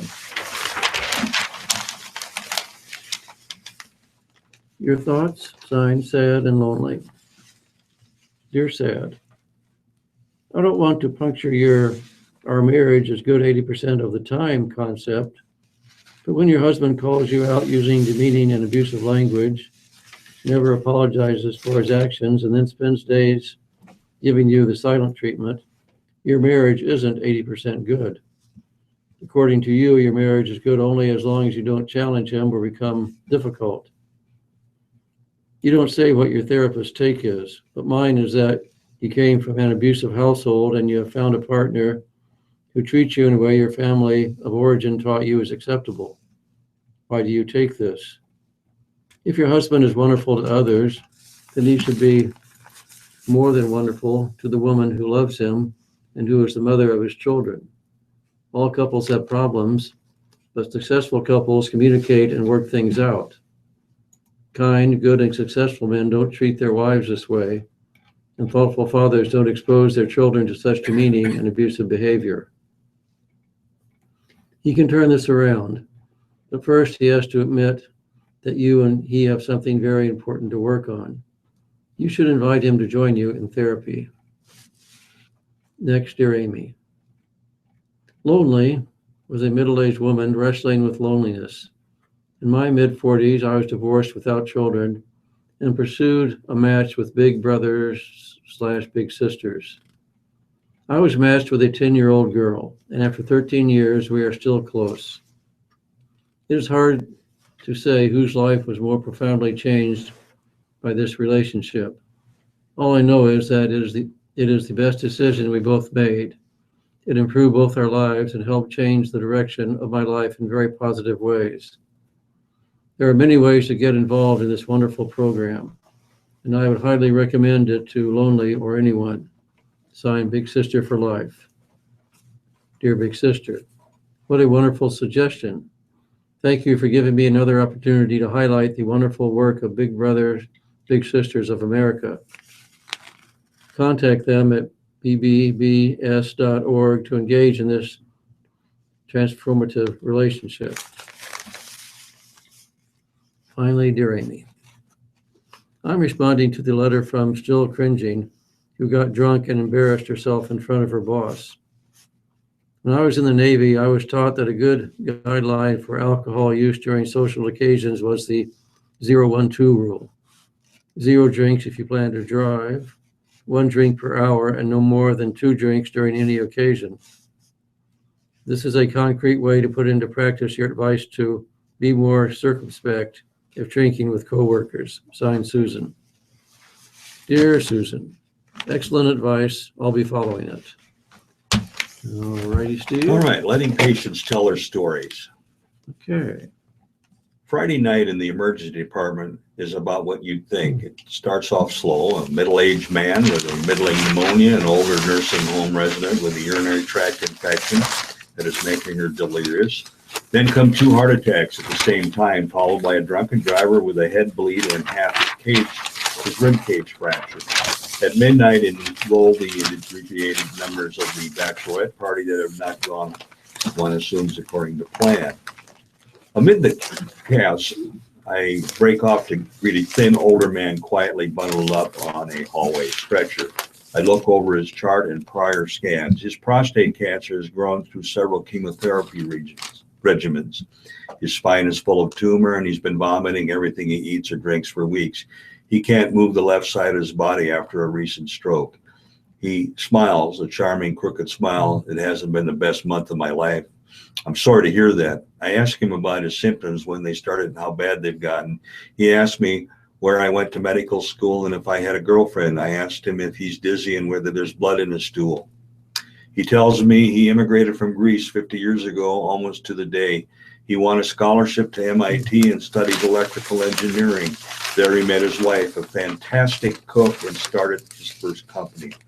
Now, decades later, he's alone in a crowded emergency room on a Friday night, his wife dead, his 2 sons overseas, a nurse visiting him once a week at home to help him with medicines and make sure the various tubes coming out of his body aren't infected.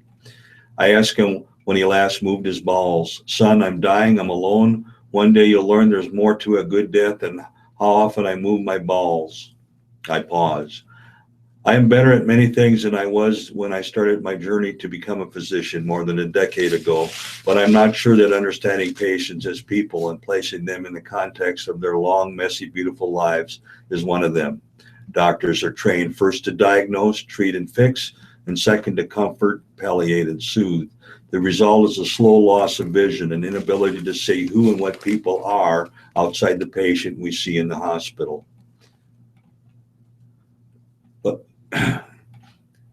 as we acquire new and more technical skills, we begin to devalue what we have before we started: understanding, empathy, and imagination.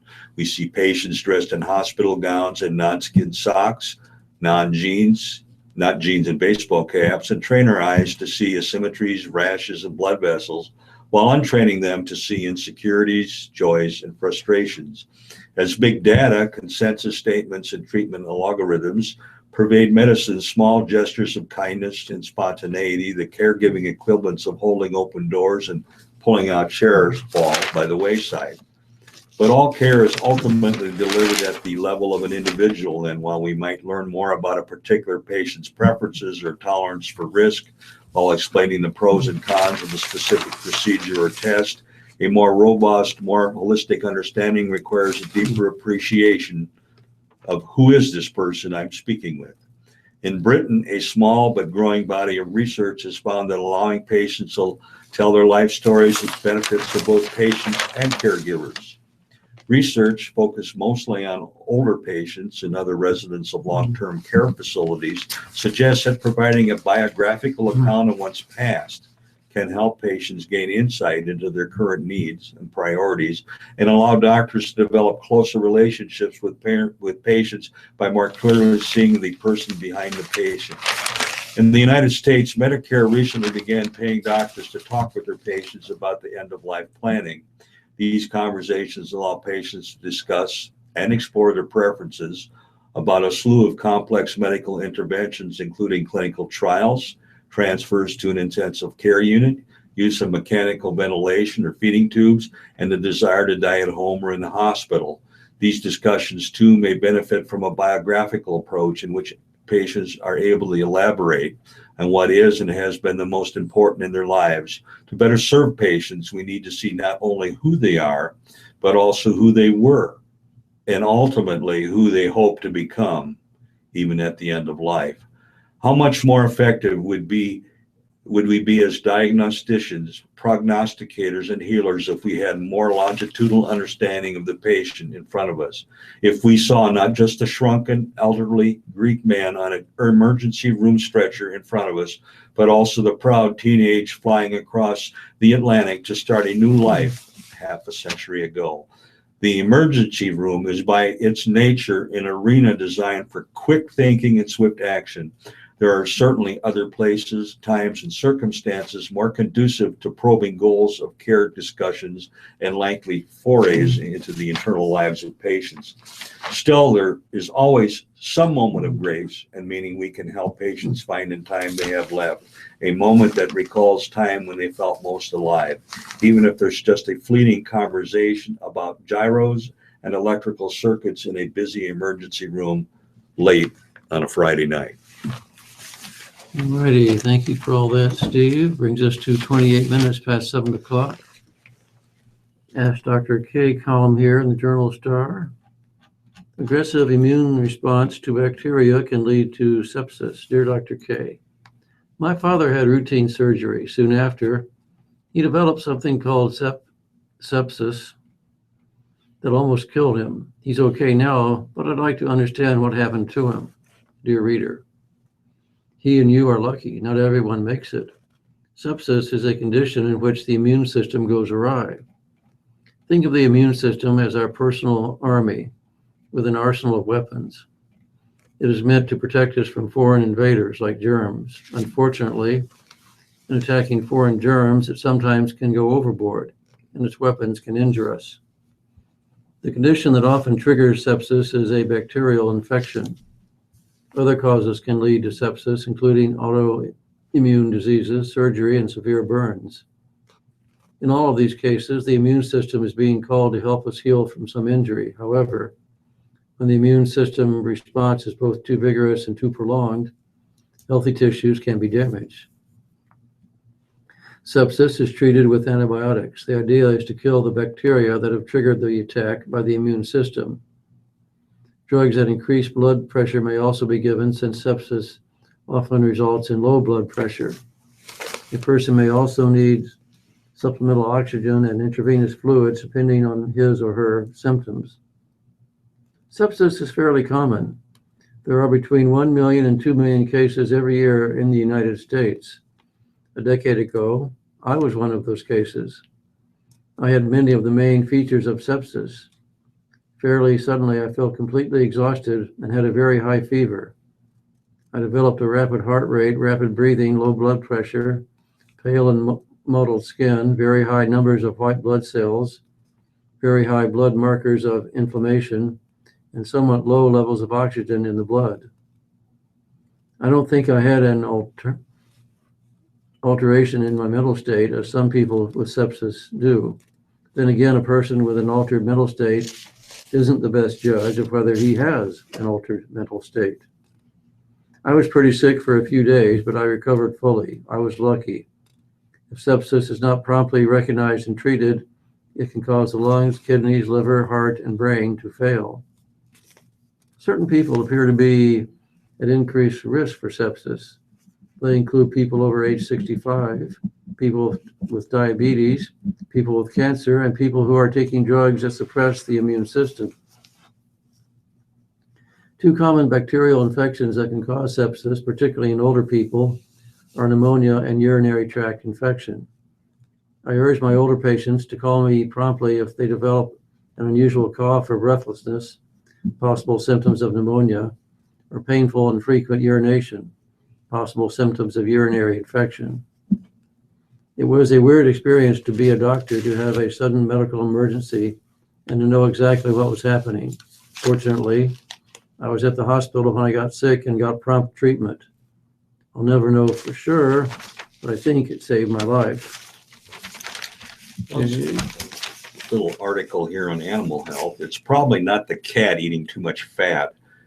Question is, are animals susceptible to cholesterol problems? Several species of domestic animals can have what's called hyperlipidemia, according to the textbook Clinical Biochemistry of Domestic Animals, edited by Kaneko, Harvey, and Bruce. As in the humans, it can take the form of abnormally high cholesterol concentrations or excessive levels of blood components called triglycerides. Hyperlipidemia has been found in dogs, cats, and horses. In rabbits, it can be induced in the laboratory and has been used to study associated erectile dysfunction. Some dog breeds, notably miniature schnauzers, are particularly likely to have cholesterol problems for unknown reasons, perhaps related to genetics. But veterinarians have found that hyperlipidemia in dogs and cats is often secondary to another disorder like endocrine imbalances, liver disease, diabetes, thyroid disease, or kidney disease, all of which can be successfully treated. If the problem is not related to another disease, it can be treated with special low-fat diets and drugs. In dogs, symptoms of hyperlipidemia can resemble those of an inflamed pancreas, including vomiting, diarrhea, abdominal pain, or anorexia, or it can lead to a blocked pancreas. There may also be a fatty buildup in the eyeball. In cats, the symptoms are more likely to be skin lesions owing to fat deposits or nerve problems, even partial paralysis. Alrighty, tidy. International fallout from Panama Papers grows. The fallout from the Panama leaks showed no sign of abating, as UK Prime Minister David Cameron was forced to provide more transparency over his wealth, and European officials pledged measures to require companies to report their offshore bank accounts. Cameron will face lawmakers on Monday as he seeks to draw a line under the crisis stemming from information about the use of offshore tax havens leaked from Panama-based law firm Mossack Fonseca. Iceland's prime minister has resigned. Malta's government faces a confidence vote, and Argentine President Mauricio Macri promised to put his assets in a blind trust after he was linked to two companies listed in Panama. The revelations are undermining public trust in government around the world, even on unrelated issues, including Britain's European Union membership and a Dutch referendum on a proposed trade pact with Ukraine that was defeated last week.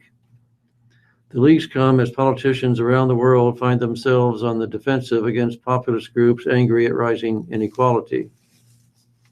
The Panama Papers are yet another symptom, rather than root cause, of a growing disconnect between elites and their voters, said Wolfgang Piccoli, co-president of Teneo Intelligence in London. Even if the Panama story were not to drag on for too long, the fundamental crisis of diminishing trust in the political establishment is likely to continue. As politicians feel the heat, banks, law firms, and other companies that have facilitated access to offshore accounts are coming under greater scrutiny that could change how they do business. More than 20 nations have announced probes into information contained in the leaks, and the Organization for Economic Cooperation and Development will host a meeting on April 13th to discuss cross-border tax issues. Global finance ministers are expected to discuss the issue when they gather this week in Washington for the International Monetary Fund spring meeting.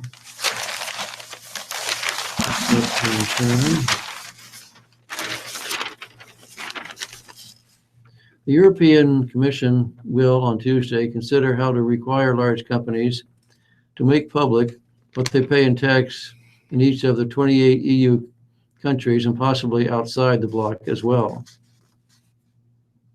Though the Commission has been working for years on how to stop multinationals playing European countries' tax codes off each other to minimize payments, the Panama Papers may push it to expand the scope of its work. EU Financial Services Commissioner Jonathan Hill said in a statement on Saturday. There is an important connection between our continuing work on tax transparency and tax havens that we are building into the proposal, Hill said in the statement. Following a week of scrutiny into his financial affairs, Cameron published details of the taxes he's paid since 2009, after acknowledging that he sold about 30,000 pounds, $42,000 of shares in an offshore fund set up by his late father shortly before he became prime minister. He said he had paid all tax due on the sale. Cameron will tell the House of Commons on Monday that companies will be prosecuted if they fail to stop their employees assisting tax evaders. He also set up a tax force of tax and law enforcement officials to pursue leads contained in the leaked documents. The real direct political risk is that Cameron is undermined as a pro-EU spokesperson amongst swing Labour voters, who without a word from their own party leadership might just vote no in protest, said Jacob Kierkegaard of the Peterson Institute of International Economics in Washington. So the risk of Brexit has increased. The leak from Mossack Fonseca to an international consortium of investigative journalists consisted of more than 11.5 million documents detailing over 214,000 offshore companies, about half of which are domiciled in the Virgin Islands. Jeremy Corbyn, leader of the UK's opposition Labour Party, said on Sunday that Britain had a role to play in cracking down on tax havens because many are British dependent territories. What Panama has shown more than anything is there is one rule for the rich and another for the rest, Corbyn said in an interview with the BBC. We need to be much more assertive on overseas arrangements in British dependent territories. This article goes on. That's only about half of it, but I think we get the drift here. So, All right, Steve. well, we'll go ahead here with one off of New York Times. As all nations consider a freeze, looking for tensions to thaw. When officials from OPEC, Russia, and other oil-producing countries meet this weekend in Doha, Qatar, to discuss freezing petroleum products at current levels, the session's significance might have more to do with style than substance. The fact that the two biggest players at the meeting, Saudi Arabia and Russia, already pumping virtually flat out, they have little room to increase production even if they wanted to. But signals the two countries have sent recently indicating they would rather discuss cooperation than continue cutthroat competition have buoyed oil prices well above their lows in mid-January when the Brent crude international benchmark dipped below $30 a barrel. On Monday, Brent crude was trading at $41. Analysts, oil buyers, and speculators will be watching the Doha meeting mainly to see whether the 13 members of the Organization of Petroleum Exporting Countries and Russia show signs of being able to cooperate enough to exercise market discipline and maybe even cut production at some point if necessary to bolster oil prices. Signs of disharmony or last-minute cancellation of the summit might send oil prices plummeting yet again and possibly stir up the broader financial market anxieties that accompany the winter sell-off. A freeze is laughable given the Russia is a post-Soviet high and Saudi Arabia is producing 10.2 million barrels a day, said Robert McNally, president of the Rapidity Group in energy consultancy based in Bethesda, Maryland. And yet the mere talk of a freeze, he said, has worked spectacularly, at least initially. Many analysts say that a freeze, if agreed to, would have little impact on the estimated 1 million or more barrels of excess oil that each day is pouring into already brimming storage tanks and tankers around the world. Mr. McNally, who served as a White House energy advisor during the George W. Bush administration, says an output freeze would be very poor cousin to some earlier efforts by oil producers to manage supply that includes the substantial cuts by OPEC in the 2008 period. This time, Saudi Arabia, which would probably need to make the bulk of the OPEC cuts, has adamantly refused to do so on its own. Mr. McNally and other analysts speculate that oil producers hope a freeze agreement would be sufficient to shore up prices until gradually growing demand catches up with supply, which many forecasts say will happen either this year or in early 2017. Once we get into the summer, falling supplies will come to dominate the market, said Richard Mallinson, an analyst at Energy Aspects, a market research firm based in London. OPEC countries also are hoping that the price-pressured cuts in production by some energy providers, like smaller shale oil drillers in the U.S., will help reduce these surpluses. So might the eventual impact of big oil companies postponing hundreds of billions of dollars worth of projects in response to low prices. The main goal of the Doha meeting seems to be assuring markets that countries whose economies depend on selling oil can still find ways to collaborate. At least one proposed meeting has been scrubbed since Russia, Saudi Arabia, and other producers agreed at the Doha meeting in February to consider the idea of a freeze on the condition that other major exporters came aboard. Non-OPEC members, including Mexico, Brazil, and Oman, may attend this week's meeting, and Norway may follow its tradition of sending observers to such gatherings. We don't yet know what the freeze really means in terms of detail, how it is measured, and the duration, said Bhushan Bahri, an analyst at the research firm in IHS in Washington. One looming question is whether some accommodation can be found to bring Iran into the fold. Iran is a member of OPEC, but it also is a sworn geopolitical enemy of Saudi Arabia. The Iranians, whose production and exports were slashed by international sanctions over the nuclear program, are determined to regain their former share of the market now that most of these sanctions have been lifted. Iran's oil minister, Bajan Zanjana, is a seasoned official who will be unlikely to agree publicly to a freeze, analysts say, but will also be wary of causing prices to collapse. A related question in Saudi Arabia, hostile to growing Iranian influence in the Middle East and locked in a fierce competition with Iran and other Persian Gulf producers for customers like China and India, will accept a compromise that makes an exception for Iran. In a recent interview with Bloomberg News, Mohammed bin Salman, the deputy crown prince and crucial power broker in Saudi Arabia, suggested that the Saudis would not go along with a freeze with Iran's participation. And yet there are limits to know how much Iran could raise production even if rejected a freeze. And since relaxing the international sanctions last autumn, Iran has increased production to slightly more than 3.2 million barrels a day from about 2.9 million. But because much of its production infrastructure is old and rickety, Iran may be unable to increase output significantly without spending time and money upgrading its oil fields. They have already added 300 and some thousand barrels, and that tells me that have pretty much topped out for a while before they can go higher, said Saad al-Husseini, a former executive vice president of the Saudi national oil company, Saudi Aramco, which now runs Husseini Energy and consulting firm based in Tehran.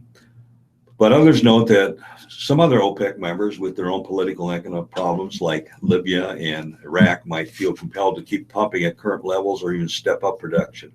If everyone produces a maximum capacity, the price is at risk of revisiting the lows seen earlier this year, said Harry Childakorian, the head of the commodities strategy at BNP Paribas in London. He and others see little chance of strong recovery in oil prices anytime soon without significant curtailments by major oil-producing countries. And they say those reductions will not happen unless the Saudis lead the way on an agreement to cut back.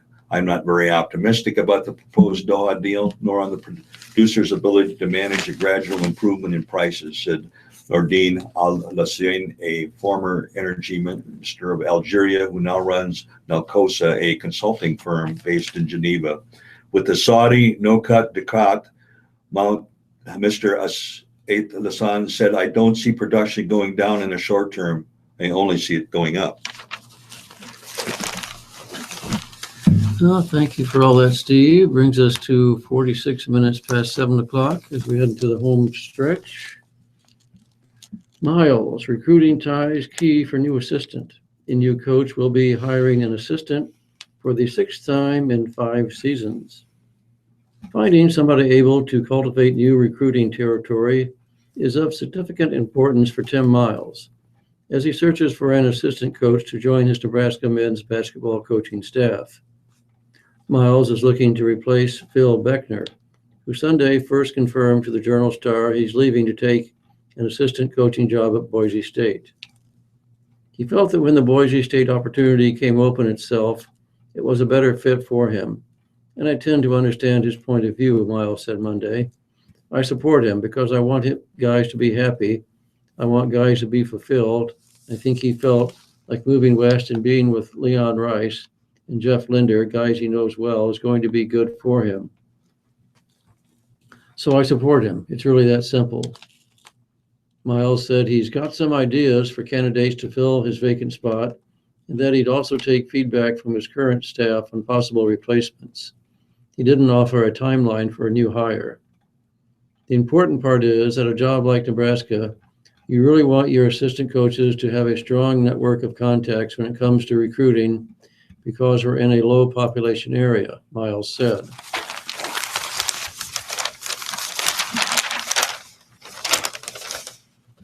With that being said, where do you go to get your players?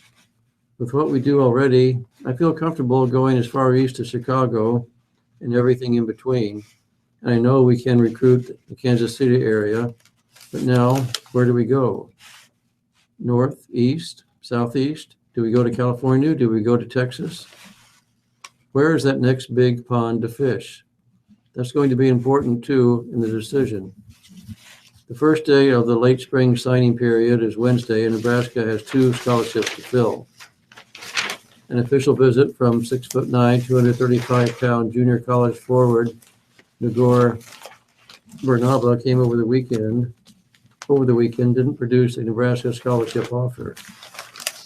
Miles' top target remains 6'11", 270-pound prep center Jordy Shimanga of McDuffie School in Granby, Massachusetts. Shimanga is expected to visit Nebraska later this month. Miami transfer James Palmer, a 6'5" guard, is visiting in May. None of those recruits had direct ties to Beckner, who leaves Nebraska after only 9 months. He replaced Rashawn Verno, who spent only 50 days on the job before suddenly leaving for the same job at Arizona State. It means Miles, entering his 5th season, will be hiring his 6th assistant coach. Is Miles concerned about public perception of the high rate of staff turnover? The only backlash I get is I think the wear and tear on my cell phone and the amount of people who contact me keeps Apple in business, he quipped. On a more serious note, Miles said he's not overly concerned. I don't like losing assistants, he said. Some of my guys have moved on to clearly better jobs. Some guys have taken what, in their eyes, was a better job or a better opportunity. That's part of the business. You see that among head coaches taking other jobs, and you see players transferring. Beckner will be reunited with Linder, the Boise State associate head coach, with whom Beckner coached at Weber State. Beckner said he has no issues with Miles and wasn't actively seeking a new job. He thanked Miles for the opportunity. It's not like there's some negative deal or anything like that at all, Beckner told the Journal-Star in explaining his reasons for leaving. I thought the opportunity was the right thing and the right fit. Assistant coaches Kenya Hunter and Jim Molinari have spent the past 3 and 2 seasons, respectively, as Nebraska assistant coaches. Does Miles expect more turnover on his staff? I think it'd be smart to never say never right now, Miles said. Steve? Okay, we'll get a few, most of these are kind of short here from the sports section, so it's a little hard to switch pages, but I'll do what I can here. On baseball, Yankees are set to spruce up Steinbrenner Field. The Yankees and the Tampa Sports Authority announced plans Monday for a $40 million improvement project at Steinbrenner Field that would be financed equally among the state of Florida, Hillsborough County, and the Yankees. The funding includes construction of a new outfield concourse and gathering spots, improving access into the ballpark, and additional improvements at the team's minor league training complex nearby. The construction is expected to be complete by March of 2017. The Yankees will pay their portion of the construction through lease payments, which will run through 2046. With 6 teams having left Florida since 2003 to establish spring training homes in Arizona, the state passed a hotel tax that goes to fund new or renovated facilities. Exhibition games draw a greater percentage of out-of-town visitors than regular season games in major league cities. The state made a decision that keeping spring training baseball is important, said Mark Rosentraub, a professor of sports management at the University of Michigan. The tax is literally paid by visitors, and the money is used to get a commitment from teams. The Yankees have already completed more than $6 million worth of renovations on the minor league and major league training facilities, including new batting cages. Hokey smoky. Scoring and long ball are back. Homers in the first week of season up 26% from last year. The long ball is back. Teams average 1.14 home runs per game through the first week of the season, according to Stats LLC. That's up nearly 26% from last year's average through the first 8 days and the most since 1.20 in 2006. It is a little surprising, particularly early in April, the runs that are being scored, Boston Red Sox manager John Farrell said Monday. Teams average 4.43 runs per game. That marked a 6% increase through the same period last season and the highest opening week average since 2011. Miami's D. Gordon, the reigning NL batting champion, points to Colorado rookie Trevor Story, who hit a record 7 home runs in his first 6 games, and San Diego's Matt Kemp, whose 10 RBIs were 2 behind Story's major league leading total. Trevor Story and Matt Kemp have been holding it down for us, so we appreciate them guys, Gordon said, before adding there is most of the season to be played. You could be hitting 800 now and hit 220 at the end of the year. Scoring remains down significantly from the height of the steroids era. The average during the first full week peaked in 2000 at 5.34 runs per team each game. Still is far above the recent low of 4.05 2 years ago. We are dealing with a small sample, Commissioner Ron Manfred said. With that caveat, my preliminary thought is that we are seeing part of a natural cycle in the game. The big league batting average of 248 was up 7 percentage points from last year, and the highest during the first full week since 2013. I don't think we're far enough into this to see a real trend, Baltimore manager Buck Showalter said, but things have a way of correcting themselves in our game, like the shifts and all the other stuff. Usually offenses adjust, and the defense and pitchers make another adjustment. It's a constant game of adjustments. The increased batting average came despite another big jump in defensive shifts. There were 1,089 through Sunday, according to Baseball Info Solutions, up nearly 57% from 694 through the opening week last year. There were just 484 during a similar period in 2014 and 212 in 2013. Meanwhile, the average game time has slowed and was back over 3 hours. The average time of a 9-inning game was 3 hours and 4 minutes through the first 79 games of this season. That is up 8 minutes from a 2 hour and 56-minute average for the first 79 games last year. And Steve, that means it's back to you. All right, putting the Knicks before the coach. With another playoff last season, including in Indiana on Tuesday night, Phil Jackson is always contentious chore of anointing yet another Knicks head coach. But before he dwells on who gets to go next, he may well want to heed an experienced voice of the not-too-distant past. Before he decides on his next conductor, Jackson may want to have a better idea of who's going to be in the orchestra. When Donnie Walsh left Indiana's front office in 2008 to assume the Knicks presidency, Jackson's current position, following the Isaiah Thomas era, he was intrigued by Mark Jackson, who played a heady point guard for his Pacers teams. Walsh also knew his mandate was to make his team's salary cap ready for what was targeted to be a free agent bonanza in 2010, the so-called summer of LeBron James. In other words, the new coach for a couple of years is bound to be primarily a shepherd leading his bedraggled tall man across a largely desolate valley. I had a lot of respect for Mark, though he had a leadership skill to be a really good coach in the league, said Walsh, a Pacers consultant and still a courtside regular at Bankers Life Fieldhouse. I probably would have hired him. Then Mike D'Antoni became available with experience and winning pedigree and a winning pedigree established in Phoenix. He had a brand name value for the New York market, typically meaningful to a James L. Dolan-owned Madison Square Garden team. Even more qualifying, Walsh said, was D'Antoni figured to be better emotionally prepared for the pressurized environmental conditions, whereas Walsh believed that even the most self-assured rookie head coach would find them daunting.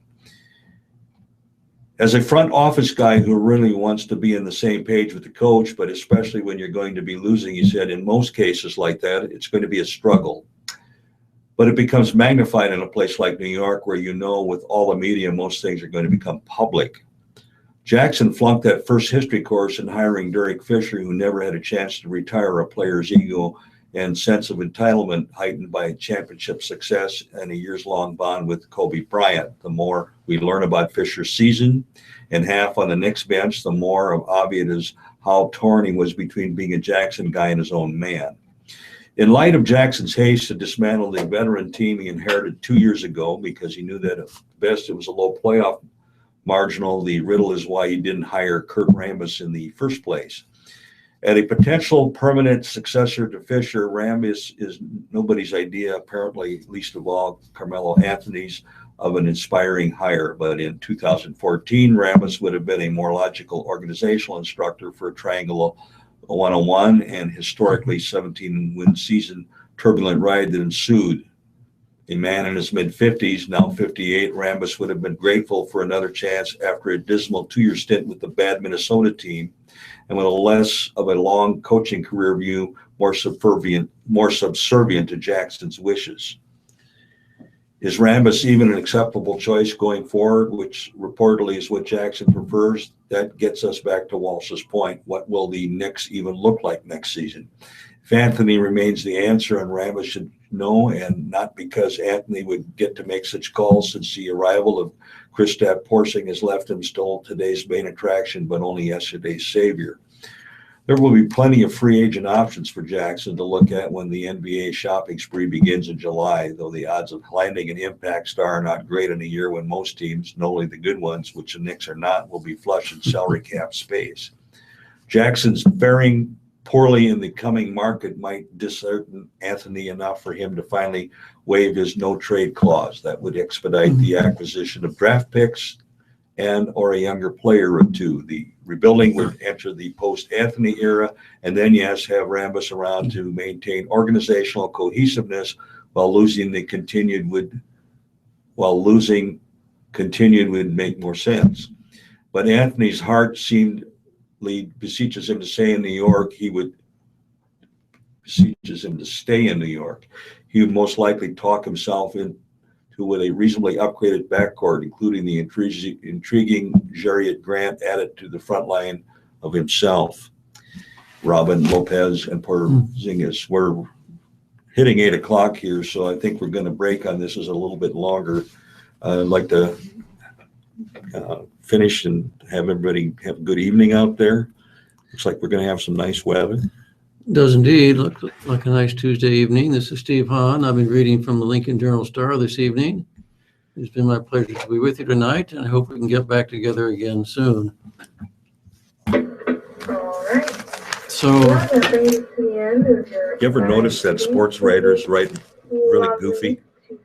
well, I can't read sports. there's a way they write. Yeah. They're the worst writers there are. They're awful. I think they're awful. I mean, I feel like that always sometimes. trying to stay clear. They're kind of the Reader's Digest of writers.